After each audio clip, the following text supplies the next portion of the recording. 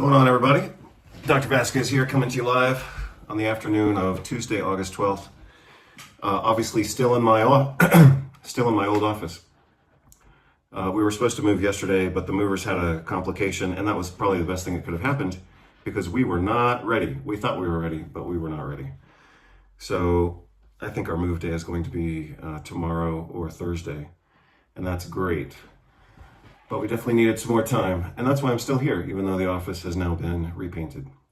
So what I want to do right now in this obviously spontaneous video is talk about vitamin A. I talked about vitamin A in the most recent video from about 2 days ago, talking about the same pattern that we see in research, which is most nutrition research is done by people who don't know anything about nutrition. And so that just sucks. It makes the whole field look stupid that, such a huge chunk of nutrition research is done by people who don't even know how to dose the nutrients adequately. And so as a consequence of that, most of the studies are underdosed. And then some studies are improperly dosed, the most famous of which are the vitamin D studies, where they administer what's called a bolus dose or a huge single dose, and then it doesn't work, and then they say, well, vitamins don't work. And I've talked about the pharmacology of why that occurs with vitamin D. It should hopefully be obvious to everybody by now. If it's not obvious, then you have to go back and look at my other videos that talk about vitamin D pharmacology. So the other big cause of corruption and kind of degeneration within the nutritional research field, other than medical ignorance and other than medical bias against nutrition, because the biggest competition against drugs is healthy living and adequate nutrition. And so they're always going to talk bad about vitamin D, zinc, vitamin C, melatonin. And now I just saw this guy, he's a professor emeritus of medicine, supposedly, in some school. I just saw this guy's comment today. And he was talking about how drugs are the only possibility for curing obesity. He says, we have all this research on nutrition and diet and exercise, but all of it's inconclusive. It's always going to be inconclusive in the eyes and minds of people who are indoctrinated into the drug paradigm. That's how indoctrination works. That's how paradigms work.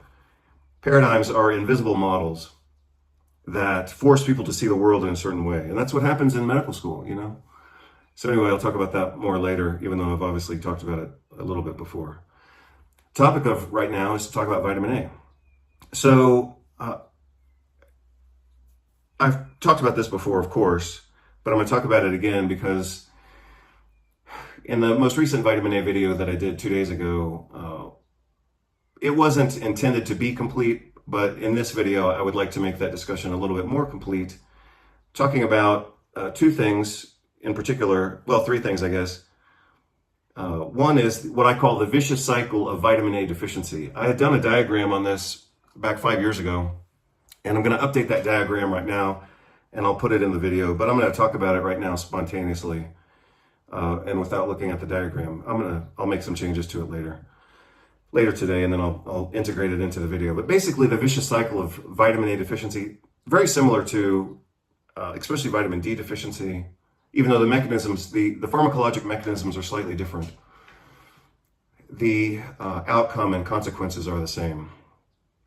But this applies to other nutrients as well. Zinc, certainly protein status, especially glutamine and cysteine. But anyway, here it comes. Most people survive and exist in a state of what's called marginal nutritional status, which means they're not exactly deficient, but they're kind of on the borderline. And if you think about it from an evolutionary standpoint, or a biology standpoint, it makes complete sense. Like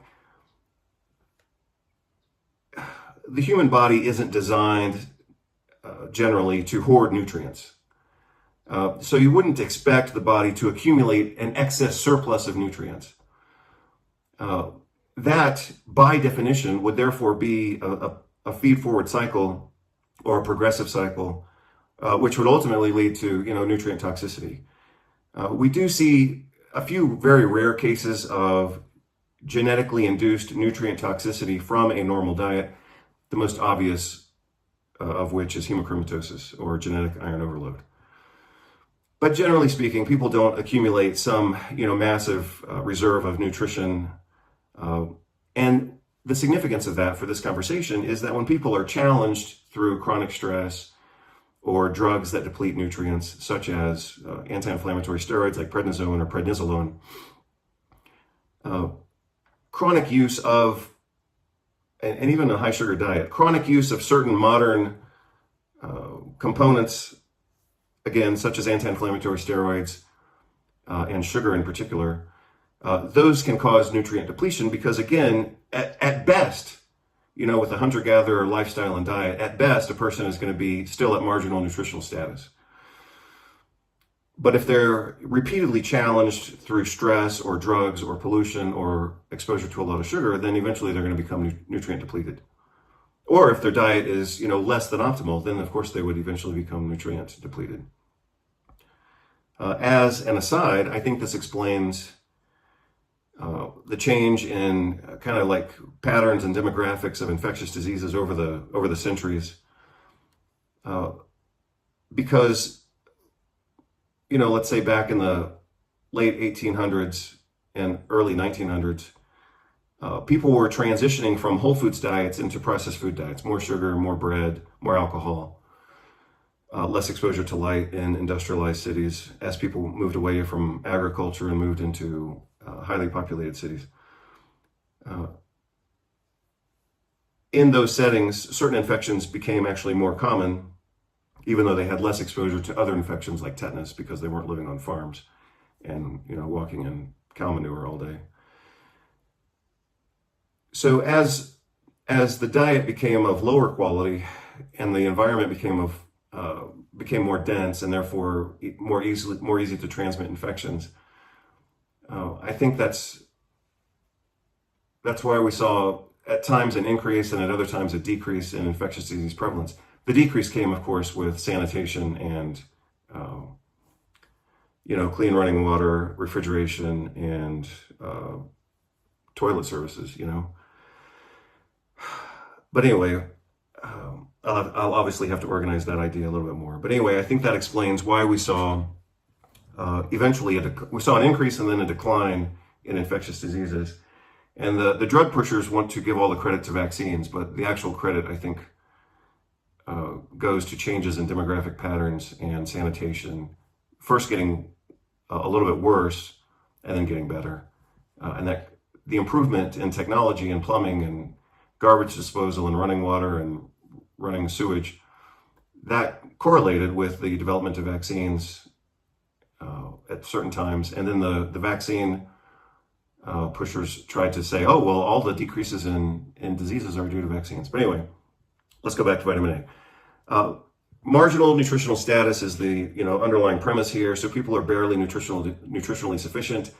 When they get stressed out through whatever means, let's say an infection, then that depletes them of nutrients, especially vitamin A and vitamin D and zinc.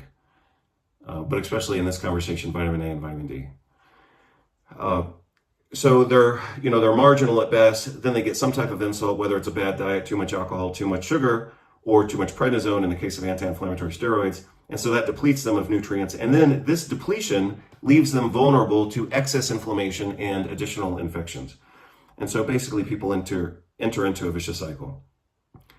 Again, the three components of that vicious cycle are marginal status to begin with, some type of insult, which leads to depletion, and then depletion-induced vulnerability to autoimmunity, inflammation, and chronic inflammation, which then at times, quite commonly, necessitates use of steroids, which causes more depletion of those nutrients, especially vitamin A and vitamin D, and that just creates a vicious cycle.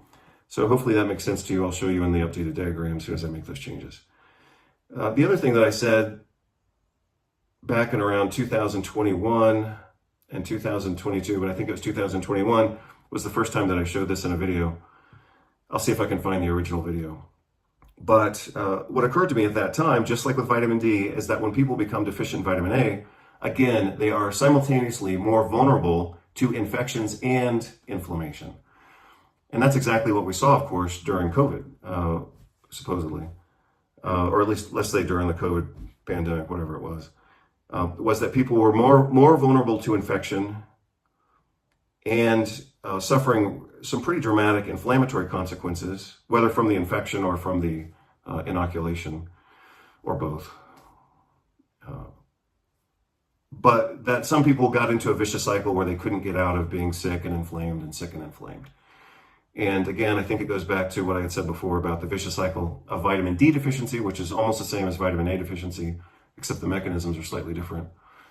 But again, people start deficient or at best marginal nutritional status, and then they have some type of insult, whether it's dietary or infectious or inflammatory or psycho-emotional stress due to government gaslighting. And then that makes them more deficient and more prone to more infections and more inflammation, and then that just creates a vicious cycle.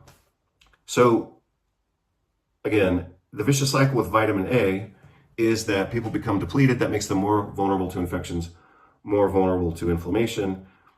The medical treatment oftentimes is to administer anti-inflammatory steroids like prednisone or prednisolone, and that just causes more vitamin A depletion. Same thing with vitamin D. The medical profession doesn't seem to be able to trust their own data supporting what I just said, so they ignore it, and then they say, well, vitamins don't work.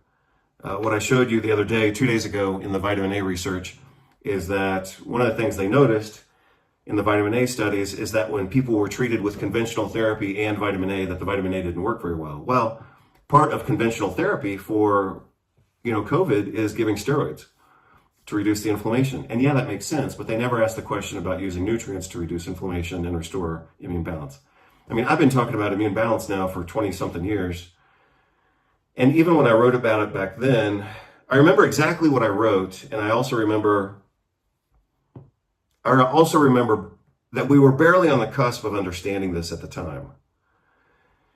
But I wrote it anyway, and then I tried to fill in the supporting data that we had back then. I remember this very, very clearly because I was living in Houston, Texas, and I was writing some chapters for the textbook of functional medicine that was eventually published by the Institute for Functional Medicine.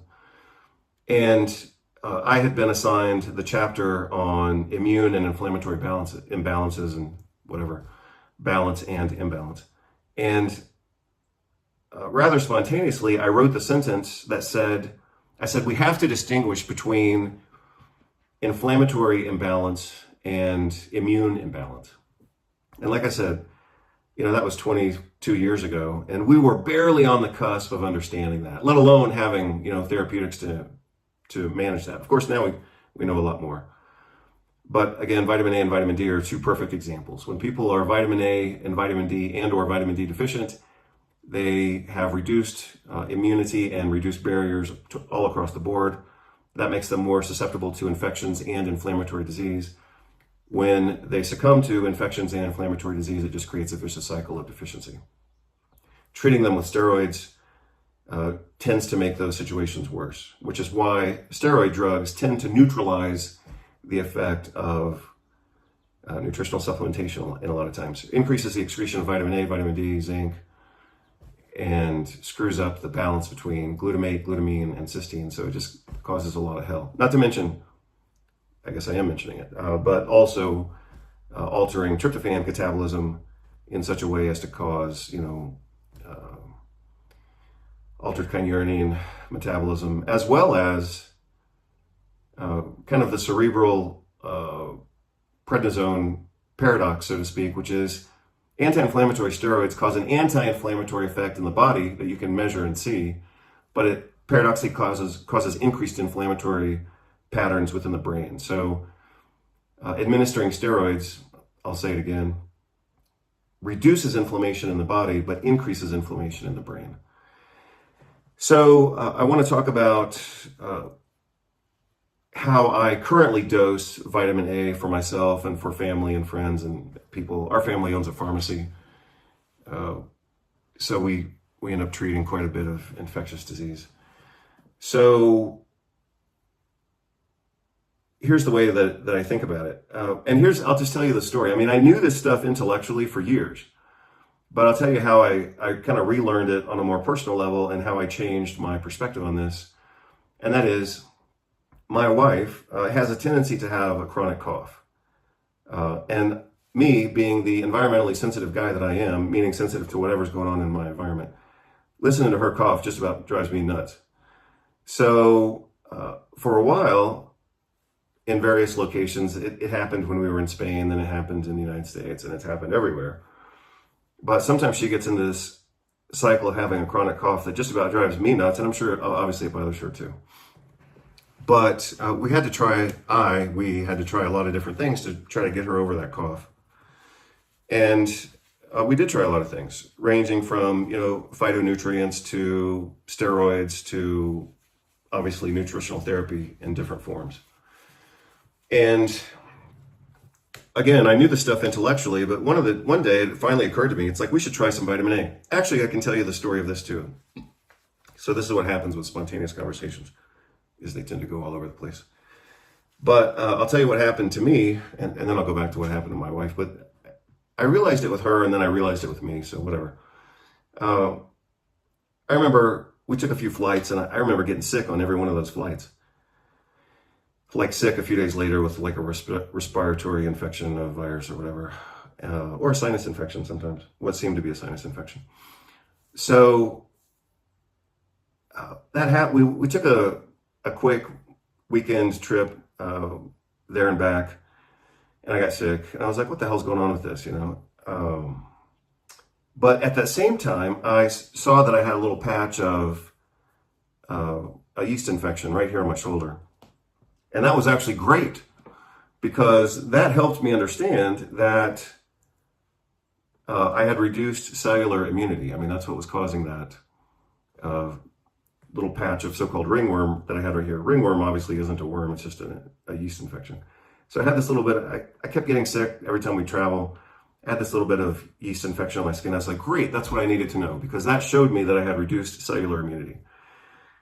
And so I was taking vitamin D at the time and taking some other nutrients, but I wasn't specifically taking vitamin A, which I usually have here in my desk. Let's see if I have it right now. Oh, well, I have some bad vitamin A. This is nasty stuff, but it's the best I could find a few weeks ago or whatever. It's 50,000 per capsule. So I took vitamin A, the yeast infection went away, and I've never gotten sick since then. Even though, of course, we've continued to do whatever we do in terms of travel.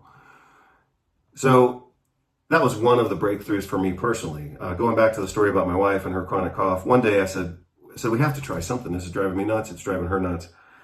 And so I gave her like 500,000 or maybe 400,000 international units of vitamin A. And let's assume I gave it to her in the middle of the day or early afternoon. By that evening, she wasn't coughing anymore. And the next day, she wasn't coughing at all. And I honestly don't think she's had the chronic cough now for the past, 8 months since we did that. So those were two examples. Again, I knew this stuff intellectually, but in my own case, when I saw that little bit of yeast infection here, in my context of getting these infections every time we got on a plane, I treated myself with vitamin A. Like I said in the video from 2 days ago, for me and my size, I typically use 500,000 units, about, sometimes 400, but let's say 500,000 units, which would actually be this entire packet, because these are only 50,000 each. And that's a lot of that's a lot of pills, but in that case, typically I take these little gel caps of 100,000 international units. But again, I know what I'm doing, and I'm a reasonably big guy. I'm 6'2", about 230 pounds. And I know what to look for. The most common and most rapid sign of vitamin A toxicity is headache. And so if I'm taking vitamin A for a few days and I get a headache that doesn't go away on its own, sometimes it responds to aspirin. But, the obvious cure for a vitamin A induced headache is to quit taking vitamin A. If a person's getting vitamin A toxic or showing signs of vitamin A toxicity, and we've seen this obviously in other people and patients as well, when they're taking vitamin A and they start to get a chronic headache or a new or unusual headache, then just stop the vitamin A and the headache goes away. The headache is caused not by direct neurotoxicity, even though you can find a few articles on vitamin A neurotoxicity. It's due to increased intracranial hypertension, which, interestingly enough, is often due to hepatic congestion. And so probably the vitamin A is causing some level of hepatic dysfunction and that leads to some weird mechanism of hepatic congestion, which then leads to portal hypertension, which then apparently leads to like kind of a backflow in the inferior vena cava, if that's possible, but it leads to increased intracranial hypertension. I don't know all the exact mechanisms, but that's most of it. So again, it's worked very well for me. Now and then, like if I notice myself coughing, for what, you know, for if it's a non-obvious reason. I mean, sometimes we have pollen, or sometimes we have mold, or sometimes we're exposed to whatever. But if I'm coughing for a day or two, then I just hit the vitamin A, 500,000 units. Again, that's for me, my size. I'm not telling you what to do. I'm not giving you medical advice. I'm not telling you what to do. I'm just telling you what works for me personally and what I've seen work in my wife and now several other people. And that is hitting a few days, 3 days, or sometimes even 1 day of high-dose vitamin A really makes a big change in chronic cough and susceptibility to infection. My wife, who's obviously smaller than I am, and she's prone to headaches, but she can tolerate 400,000 international units for a day or two pretty easily. Again, me, for my size, at 230 pounds, I usually take 400 or 500,000 international units for a day or two, and it provides such a rapid and clear benefit that for me it's undeniable. So anyway, I just want to let you know about that. What I'm going to do with this particular video is I'm going to attach a video behind this that talks all about the risks and a little bit of benefit of nutritional therapy for infectious disease. So you can see that video and get like the complete story without me having to repeat all the lab tests and all this kind of stuff. So hopefully you'll get something good out of this video. I've always been a fan of vitamin A.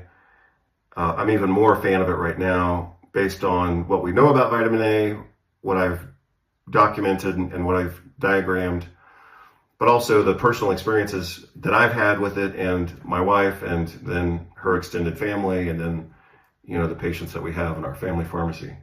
So hopefully you'll get something good out of this and you can use it. Again, vitamin A can be toxic, especially long-term at high doses.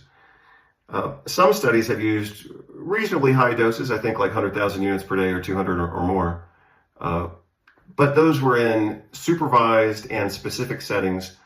For example, the prevention of lung cancer and bronchogenic carcinoma in smokers. So just because it's been done in research doesn't mean that everybody should do it, You have to be careful with vitamin A toxicity. The most common early symptom is headache. So if somebody's taking high-dose vitamin A, they start getting new headaches that don't go away, then just stop the vitamin A. At that point, they don't need more because they're already getting vitamin A toxic, and then you can resume it later if necessary. But for me, it's been a real game changer. And that's on top of eating a healthy diet and, taking nutritional supplements with some degree of regularity. But, obviously most vitamin and mineral multivitamin preparations don't have high-dose vitamin A. I mean, they may have some mixed carotenoids and a little bit of vitamin A palmitate, which is fine. But if you need more, then you've got to go for higher doses. And, a little bit of vitamin A palmitate might not do the job, and you may have to hit it harder. And just try to find a good product. This is garbage. But if I, in that particular setting, traveling, I couldn't find anything better, so I bought this. And they're 50,000 international units per capsule. So for me and my size, again, at 230 pounds, I would have to take the whole packet. And the reason I don't like it is because I don't like taking colored capsules. I think it's stupid to color pills when they're just going to get ingested. I mean, no one cares what color it is, but a lot of times they use artificial colors. I believe, like red dye is it red dye number 5 or red dye number 6? I think it's red dye number 5, tartrazine, if I recall correctly, that causes, mast cell activation. But I think what I hate the most out of colored pills is when they use titanium dioxide. Titanium dioxide, for me, just makes me so completely nauseous that, I mean, physically nauseous. I mean, I'm not just like upset about it, but it makes me like get stomach cramps, and I'll talk about that more later. But you should definitely avoid pills and gums that have titanium dioxide. It's not good, and is now linked to some chronic metabolic problems, the least of which is, or not the least of which is, pancreatic dysfunction and insulin resistance. So anyway, I'm just throwing out some ideas for you. Hope you're all doing well. Take care. Bye. I have come here to chew bubblegum and kick ass. And I'm all out of bubblegum. I'm an old soul, got a funky sound. Gonna sing a song, turn the world around. Hello everybody, right now this is Dr. Alex Vasquez coming to you live, and we are going to talk about the risks of nutrient toxicity using the antiviral nutrition protocol. I'm just going to show you some examples here. I think these are some of the more common examples. If I were your teacher and you were my student and I were asking you how to competently manage this program, these are the questions that you would find in your exam. So let's go through these. Skillful use of any therapeutic protocol requires proper patient selection, intervention, and customization, so we don't just throw the same protocol at everyone. And after we give them or prescribe the protocol, we have to manage it and monitor for efficacy or toxicity or whatever changes might occur in what we commonly call the clinical picture. So we manage patient status, any disease progression or maturation, because some diseases might look like disease A for the first month, and then later it starts to look more like disease B, and so maybe our diagnosis was wrong, or maybe we have another disease developing while we were treating the first disease. Iatrogenic toxicity is what I'm going to focus on in this presentation right now, especially when the toxic dose is also close to the therapeutic dose. That's a very important circumstance in which we really need to know what we're doing. So, you know, sometimes with nutrition, generally speaking with nutrition, we have what's called a wide therapeutic window, which is the effective dose. Let's say down here, let's say the effective dose is whatever units it is, 100 units or 10 units or whatever. And let's say the toxic dose is 10,000 units of whatever, milligrams, micrograms, etc. But usually we have what's called, again here in pharmacology, a wide therapeutic window. We can treat them with an effective dose, and that's very far. We have a lot of distance between the effective dose and the toxic dose. With some nutrients, we don't have a wide window. We have a very narrow therapeutic window when the toxic dose is the therapeutic dose and the therapeutic dose is the toxic dose. So in those situations, we need to be at an expert level and be on our game, as the saying goes. If you're a clinician treating patients with this protocol or any protocol, then you have to be fluent with the potential toxicities and how to monitor for each of these. So this is true whether you're using nutrients, vitamins, minerals, amino acids, botanicals, and or drugs. If you're using all of those together, then you have to be fluent in all of those. You've got to know the drugs, you've got to know the minerals, the vitamins, the diet, your patient's status, especially in terms of liver and kidney function, etc.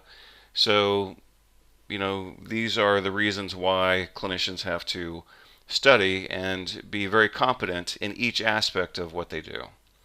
So we're going to look at these interventions. I've just selected a few, not really at random, but some representative examples of interventions that we might use. We need to look at these from a clinical standpoint in terms of their toxicity. The reason for that is because that's how patients present. They present clinically. They don't come in with laboratory results saying, hey, read these laboratory results to me. I think I've got a problem. They come in and they say, gosh, since last time I saw you, I feel better, or I feel the same, or I feel worse, or I feel different. And in some cases, what we're looking for is what is that different and what does it fit in terms of the patterns we have in our heads. when we undergo this process of pattern recognition, what can we match their symptoms to? And you'll see how that plays out here. So after we have suspicion of a potential toxicity, then of course we need to know how to test for it. And I'll show you how to do that in just a moment. So we're going to talk about a few select interventions here. We'll talk about the potential clinical presentations of toxicity. And we'll talk about how to analyze those from a laboratory perspective. So diving into this, let's start with vitamin D. What's the clinical presentation of vitamin D toxicity? So if you're using nutrition in your practice, you might reasonably be expected to know these things. Typical vitamin D toxicity presents with weakness, nausea, vomiting, and polyuria, which just means excessive urination. Usually that's secondary to the hypercalcemia, and that's how we test for vitamin D toxicity. So you can look at vitamin D levels, either 25-hydroxyvitamin D or 1,25-dihydroxyvitamin D. That's fine. You probably should, as a clinician, look at those periodically, at least at the initial evaluation, so you know kind of where your patient is in that spectrum. And then we follow up by looking at calcium levels if we are concerned about vitamin D toxicity. Obviously, if you're concerned about vitamin D toxicity, then you might reasonably look again at 25-hydroxyvitamin D, 1,25-dihydroxyvitamin D, because that clinical picture can change as well over time. If a disease was present that you didn't know about, like let's say the patient has tuberculosis or sarcoidosis and you didn't know it, and you put them on vitamin D and now their clinical picture is changing, through no fault of your own, you could have unmasked an underlying problem, and now your patient's got hypercalcemia and they come into your office feeling a little weak when you expect them to feel better. So this is within the range of things that we as clinicians have to deal with. I think that's a reasonably competent conversation, quick as it is, on vitamin D toxicity. Presentation, weakness, nausea, vomiting, polyuria. Other conditions present in the exact same way. That's why we take a clinical presentation and then we do labs if we don't know the answer. If a patient comes into your office with weakness, nausea, vomiting, and polyuria, that could easily be the same presentation, for example, as acute type 1 diabetes. Weakness, nausea, vomiting, polyuria, perfection. That's a classic presentation for type 1 diabetes. That's not necessarily a classic presentation for something like infectious diarrhea. So let's say your patient has infectious diarrhea, they present with weakness, nausea and vomiting due to electrolyte loss, for example, or dehydration, but they wouldn't present with polyuria if they're dehydrated. They would have oliguria or anuria. So that's how we as clinicians have to think about these things. Let's look at vitamin A. So with vitamin A, the therapeutic dose is very close to the toxic dose. So here's where we have to be on our game. So I typically teach this to students or to conference attendees. I teach them to think of this as 3 × 2 = 6. That's an easy way to kind of establish some intellectual shelves upon which we're going to put this information. So we've got 3 areas. Each one contains 2 ideas or 2 books on your intellectual bookcase. So pain is headache and body pain. So I put body pain. Sometimes it could be abdominal pain, especially if they have liver toxicity. It could be right upper quadrant pain. But the reason I put body pain is sometimes it's described as bone pain, sometimes it's described as joint pain, so I just put body pain.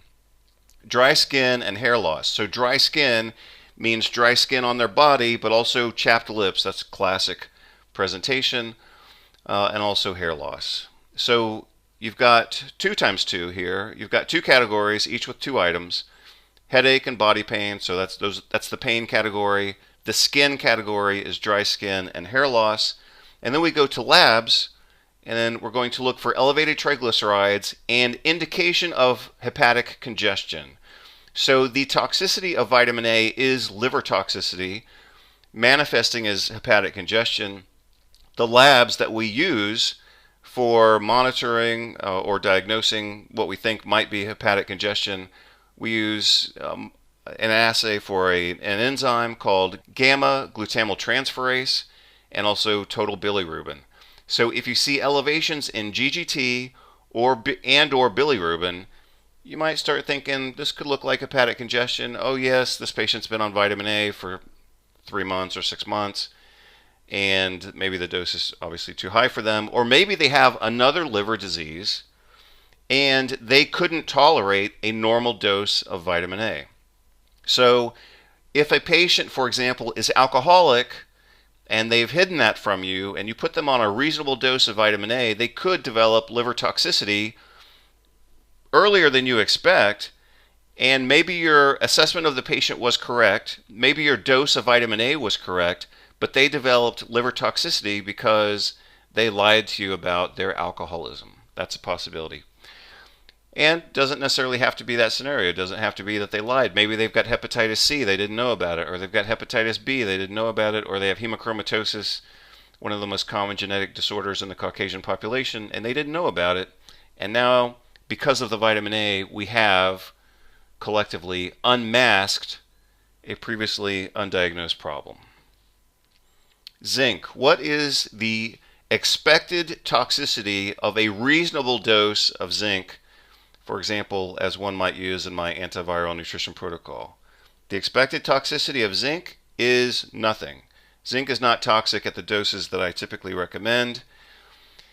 However, we could induce copper deficiency, and the presentation of copper deficiency, one of the earliest signs, is neutropenia. So you order a lab test, or a lab panel in this case, called a CBC, or complete blood count with differential, and the